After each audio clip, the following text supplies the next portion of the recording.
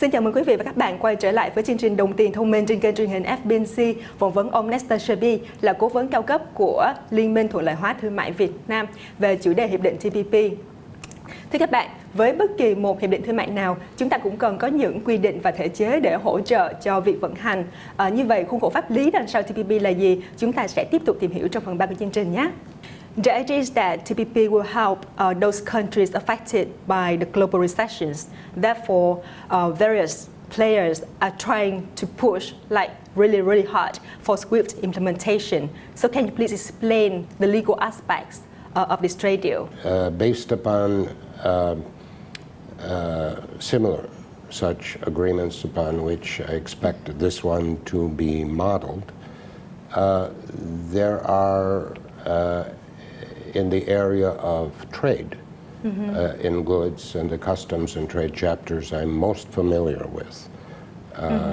There typically are changes involving trade facilitation that have to occur, changes in trade procedures, very big new procedures concerning origin determination, record-keeping compliance, verification, international customs cooperation. And actually in Vietnam, these changes are already in progress. This is a natural process of change in the legal framework. It began, I believe, in Vietnam when Vietnam joined the WTO. So these changes are already occurring. But I believe there will likely be many more. It will continue as there are many new areas in TPP, in the 30 chapters that have not been covered by such agreements in the past. I see. Things like cross-border trade and services, e-commerce. There are new areas that will be dealt with.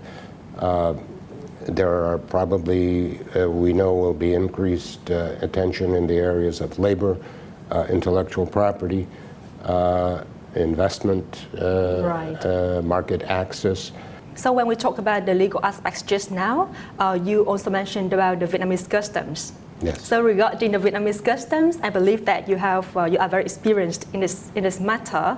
So in your opinion, what would be the changes that are required for in this field as a result of TPP? Well, I mentioned that many of the changes are already in progress. There will be more that are required. There will be also, I believe, in Vietnam, as a personal opinion, that the Vietnamese customs will be called upon to become a kind of service provider to assist companies in Vietnam with the technical aspects of the specific rules of origin of this agreement. Right. Because people who are not specialists will have a very difficult time understanding and accurately applying the rules of this agreement. They must have expertise in the area of the harmonized system that is used globally for all tariffs in the world, the specific rules of origin which are provided for in the agreement run several hundreds of pages. They're very detailed, and you need the assistance of specialists to be able to understand them and accurately apply them. So their role will increase. In addition, these types of agreements provide for increased international customs cooperation and verification. So the Vietnamese customs will have to interact with foreign customs services. They may be and will be called upon to go to foreign countries to carry out verifications. Foreign customs services will send teams here to carry out verifications. Compliance will have to be strengthened. I often say in my training seminars to audience that free trade is not completely free. Right. What happens is that the enforcement and compliance with higher standards is required. Such things as counterfeit goods trade or trade fraud or smuggling will not be tolerated in these types of agreements, because if they were, then the benefits to the member countries that participate would be negated or nullified. So I believe that the main burden of administering in practical day-to-day terms will fall upon Vietnam Customs, and I believe they will need, no doubt, greater authority, legal authority or enhanced authority to carry out enforcement. They will need additional resources. They will need additional professional training, and so their role will, I believe, increase. And besides that, we also understand that the TPP legal framework places considerable emphasis on intellectual property. Yes. Could you please expand on this, and how does that impact Vietnamese businesses in specific? This will impact Vietnamese businesses, but all businesses, I believe.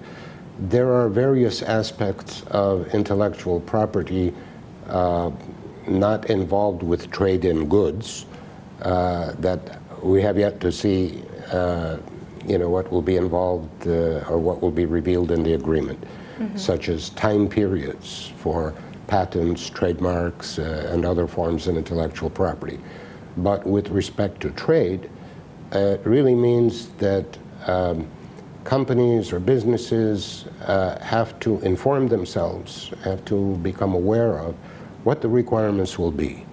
So, as I said, trade in counterfeit goods will not be tolerated. Trade in goods bearing intellectual property, which have not been licensed to the parties in the trade by the intellectual property owners, will also not be tolerated. Once this procedure has been cooperatively worked out technically so that business and the customs authorities are satisfied that it works properly, it will become obligatory for all importers. And I expect similar things to happen in all of the TPP countries. Just now you mentioned in terms of TPP regulations, we have around 30 chapters, and also we have like hundreds of pages, which like very, very detailed information. So because the reason I believe is that because we have so many countries like involved in this trade deal. So what are the difficulties that may arise in harmonizing on the rules and regulations? From experience, I can tell you that the main challenge that I foresee is that, unfortunately, to try to harmonize all of the rules and regulations on trade in goods from this many countries requires, unfortunately, that these agreements are very big, very long. They are thousands of pages long, and they are very technical.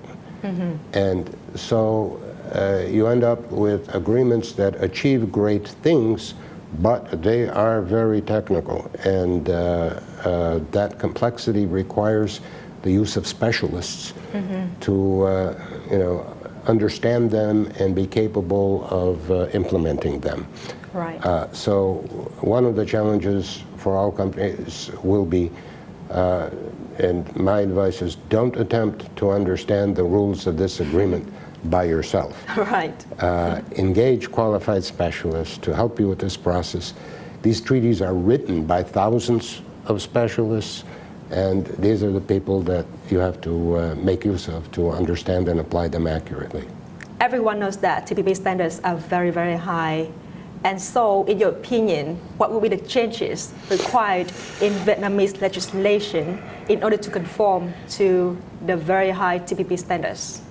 Besides the changes I mentioned concerning origin eligibility certification in trade and, let's say, export of goods, in addition, there are likely to be many changes needed in the area of technical barriers to trade, probably the phytosanitary measures, many non-customs measures implemented by ministries and state agencies for areas such as food safety, agriculture, science and technology, and others that are likely to require major changes. And there will be chapters that deal with each of these subjects. Those set the standards for all countries. So there appears to be a lot riding on this TPP deal, and I wish you all the best in your goal of reaching a suitable agreement. Thưa quý vị và các bạn, vừa rồi là phần trao đổi với ông Nestor Scherbey, cố vấn cao cấp của Liên minh Thuận lợi hóa thương mại Việt Nam. Và như chúng ta đã thấy, hiệp định TPP có thể nói sẽ là hiệp định của thế kỷ 21, đầy tham vọng, toàn diện với những tiêu chuẩn rất cao và giúp tăng trưởng kinh tế cho khu vực vành đai Thái Bình Dương. Trong tất cả các nước thành viên có thể nói Việt Nam sẽ là nước được hưởng lợi nhiều nhất. Chính vì vậy, Việt Nam rất cần những cải cách phù hợp và nhanh chóng để sẵn sàng cho hiệp định thế kỷ này. Chương trình đến đây xin phép được khép lại. Xin chào tạm biệt quý vị và xin hẹn gặp lại trong chương trình lần sau. Xin cảm ơn quý vị đã quan tâm theo dõi. Thank you very much for joining my show. Thank you for your time. Thank you so much for having me. Thank you. Thank you.